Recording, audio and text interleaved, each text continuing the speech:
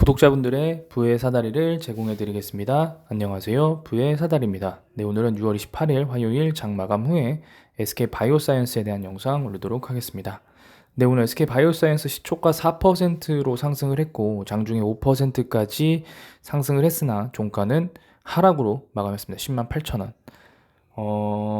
아주 잠깐밖에 못 버텼어요. 지금 보게 되시면은 5분 만에 고가를 찍고 바로 이 계단식 하락으로 마감을 해버렸습니다. 그래서 결국에는 5분 봉을 보게 되면 전일에 어떤 그 가장 많이 운영되었던 가격대가 금일의 종가로 마무리가 되었는데요.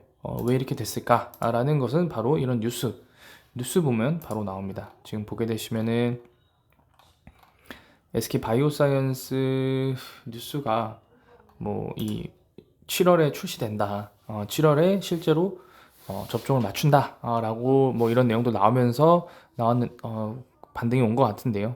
뭐 제 영상을 보시는 분들은 아시겠지만 이 뉴스는 이미 작년부터 나왔던 얘기입니다. 사실은 어떻게 보면 늦었어요. 왜냐면은 상반기 출시 목표라고 했는데 사실 상반기는 지났기 때문에 7월 출시면 하반기잖아요. 하반기에는 EU 쪽, 유럽 쪽, 이쪽 뭐 WHO 이쪽으로 매출이 나와야 되는데 상반기면은 좀 늦은 감이 있지 않나. 7월이면 네. 실제 접종하는 데까지 7월이 시작을 하더라도 뭐 이 매출이 만약에 6월로 잡힌다. 왜냐면은 실제 사람들한테 접종이 되려면은 현장에 물량들이 풀려야 되고 그러려면은 계약을 미리 해야 되기 때문에 선구매한 물량 이외의 다른 또 추가 계약 물량이 6월에 됐다라고 하면은 SK 바이오사이언스가 약속한 걸 지킨 거죠. 어찌 됐던 작년 올해 초부터 알고 있던 내용들이기 때문에 이거는 소위 말해서 재료 소멸 될 수밖에 없습니다. 이 사실은 이걸로 올린 것 자체가 넌센스였고요. 만약에 이것 때문에 샀다라고 하시는 분들은 사실은 딱 그 소위 말하는 작전이나 세력들한테 털리기 좋은 그런 어떤 정보에 대한 해석을 하고 계시다라고 생각이 듭니다. 왜냐하면 이미 다 알고 있는 내용들이기 때문에. 그래서 저는 오히려 넥스트 팬데믹 대응 전략을 논의했다. 사실은 27일에 어제 했다라고 하는데요. 이게 했는데 어떻게 했는지 내용은 지금 안 나와요. 뭐 글로벌 협력을 하겠다? 뭐 이게 당연한 거죠. 그리고 결국에 보시면 아시겠지만 글로벌 협력을 할까요? 결국에 파이자, 모더나, 아스트라제네카 자기네들이 이득이 되는 부분들만 다 차리고 결국에 아스트라제네카는 미국에서 FDA 승인을 받지 못한 채로 백신 생산을 종료했습니다. 결국에는 다 이권, 패권에 의해서 움직이기 때문에 글로벌 협력은 어떤 그런 어떤 기본적인 그런 내용들이고 사실은 제가 좀 뭐 한번 찾아는 볼 텐데요. 과연 넥스트 팬데믹으로 진짜 뭘 할 건지 뭐 빌 게이츠가 지금 상태로 그냥 또 준비를 하지 않는다라고 하면은 뭐 1, 20년 안에 또 다른 팬데믹이 올 거다라는 그런 강연을 했다고 하는데요.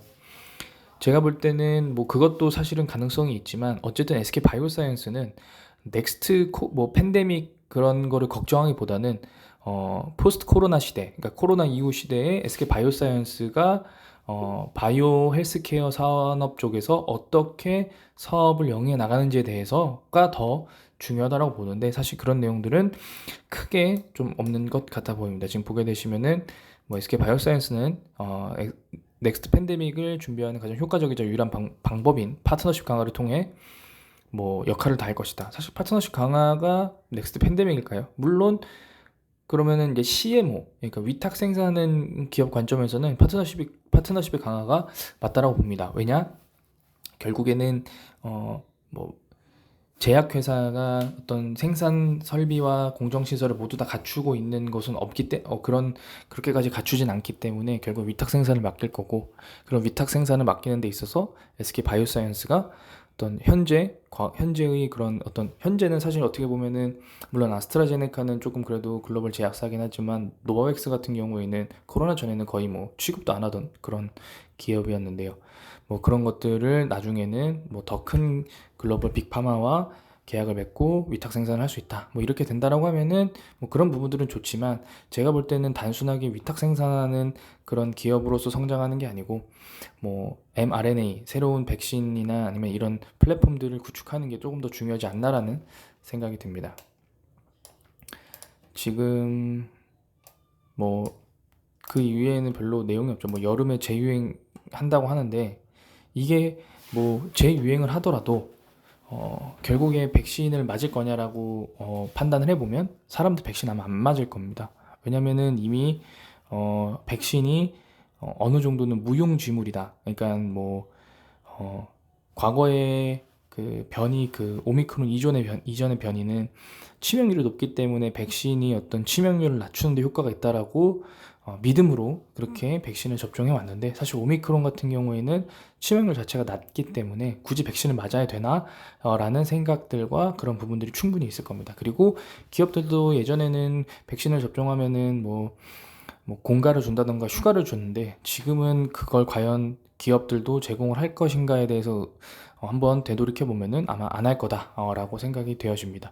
그렇기 때문에 제가 볼 때는 SK 바이오사이언스가 주가가 다시 제자리를 찾기 위해서는 뭐 코로나가 다시 재유행한다고 하기보다는 차라리 뭐 지금 뭐 밑에도 뉴스에 보시면 치료제 쪽에서도 경쟁을 하고 있다라고 하는데 뭐 그 스프레이형 코로나 뭐 치료 뭐 백신 이런 것들은 사실은 충분히 비강 쪽 관련된 그런 것들은 충분히 어떻게 보면은 주사형이 아닌 스프레이형으로 새로 개발해서 승인을 받게 되면은 그 부분은 오히려 또 주가가 반등하는데 좋은 요소가 될 수 있지만 사실은 그런 부분들도 현실적으로는 좀 쉽지 않다라고 생각이 되어집니다.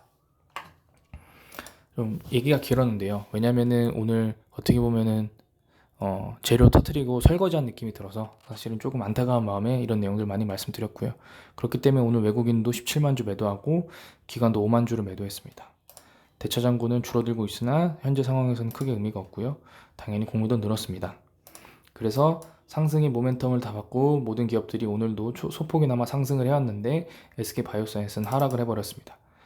만약에 내일 다시 전일의 시초가 수준이 11만원대로 회복한다라고 하면은 다시 한번 반등을 해서 한 12만원대, 13만원대까지 이 금주에 노려볼 수 있는데요. 그게 아니고 내일도 빠지게 된다면, 내일은 만약에 10만원 초반대까지 빠지게 된다면 과거에 찍었던 95,100원을 더 밑으로 내려갈 수도 있는, 네, 원래 여기서 한번 올라가 줘야 되는데요. 올라가지 못하고 떨어지면 결국에는 더 떨어져서 여기서 어떤 모습을 취하는 그런 모습이 나옵니다. 그렇기 때문에 내일 반드시 금일의 시가를 지켜주는 그런 모습이 나와줘야 된다고 생각합니다.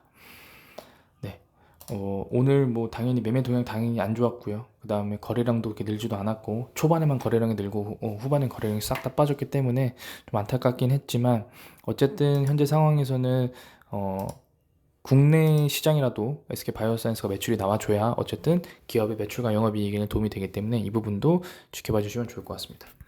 네, 오늘 영상은 여기서 마치도록 하겠습니다. 시청해 주셔서 감사합니다.